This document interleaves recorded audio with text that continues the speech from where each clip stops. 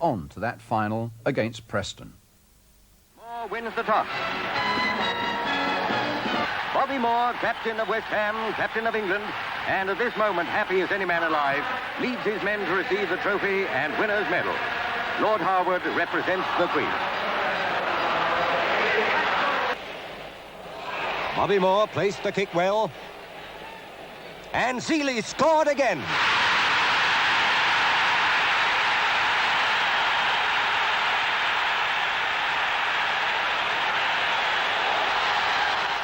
What a night for West Ham as Bobby Moore received the trophy from the President of the European Union of Football Association.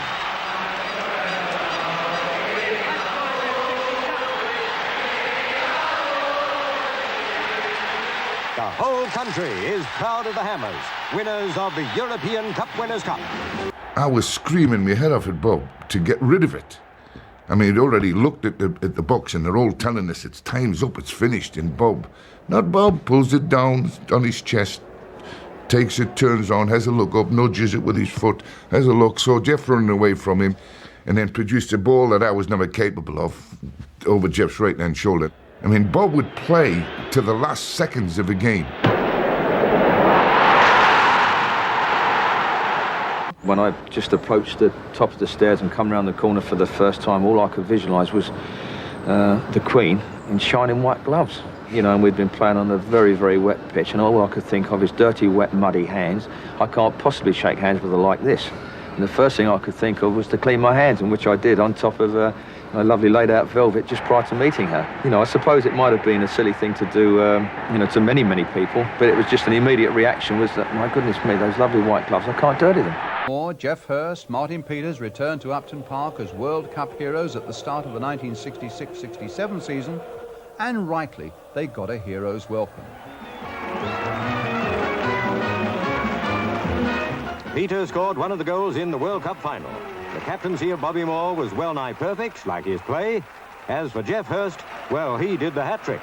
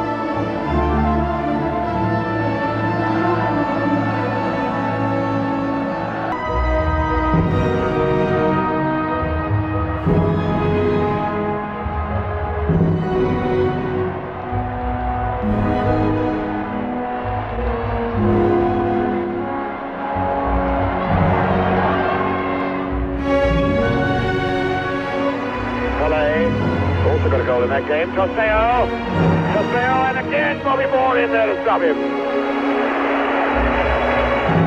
What a superb bloke to have in your side. Bobby Moore.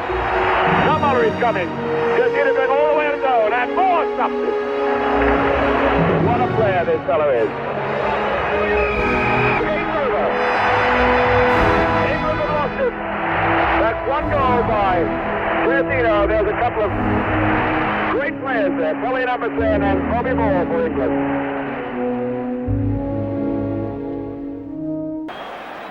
Bernard against Bobby Moore. It must be 100 to 1 against. And he saved it! And there's the rebound. Something really to celebrate as well.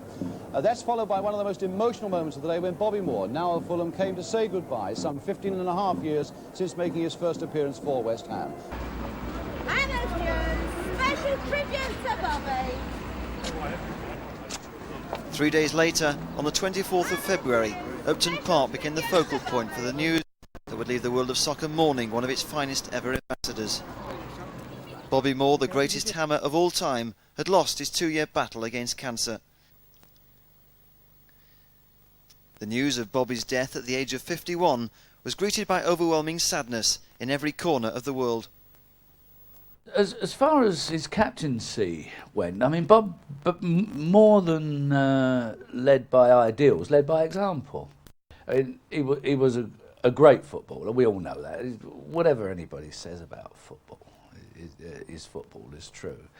There's only 2 defenders that reign superior in this world since the game began, and that's Bobby Moore and Franz Beckenbauer. Now, you can argue whatever way you want as to who was the greatest. I suppose if you're German, they'll say Beckenbauer. If you're English, we'll say Bobby Moore.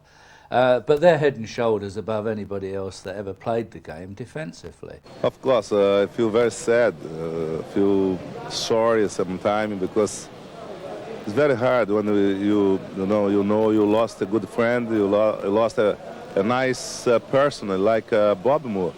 And then in my position is, I think, worse than anyone, because besides to play with him, to play against him, we were a very good friend outside of the field.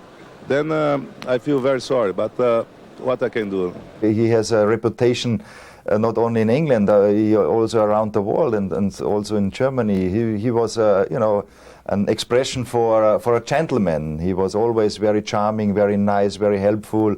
He was a great player. He played more than 100 times for the English national team. So he was an idol. Everyone knew the memory of Bobby Moore would live on forever in the hearts and minds of soccer fans around the globe. Meanwhile, for the modern-day Hammers came the task of carrying on with a league match at Sunderland. On a day of national mourning, the contest in front of a tearful crowd of just over 19,000 at Roker Park was predictably overshadowed by emotions. The result was countless tributes, scarves, souvenirs and countless mementos that clearly came from prized personal collections formed a poignant epitaph for West Ham's favourite son. The grief was shared by young and old alike, and they turned up in their thousands to pay their last respects. It was 10 days after Bobby Moore had died before the Hammers staged their first match at Upton Park against Wolverhampton Wanderers. The ceremony that preceded the game began when old teammates Geoff Hurst and Martin Peters carried out a king-size wreath in front of a full house of nearly 25,000 people.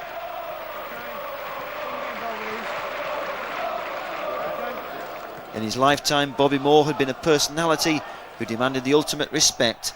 This was a chance for supporters, players and former colleagues to say farewell in a moving final tribute. It was an emotional day when the club's biggest names were united with their fans, watched by Bobby's widow Stephanie.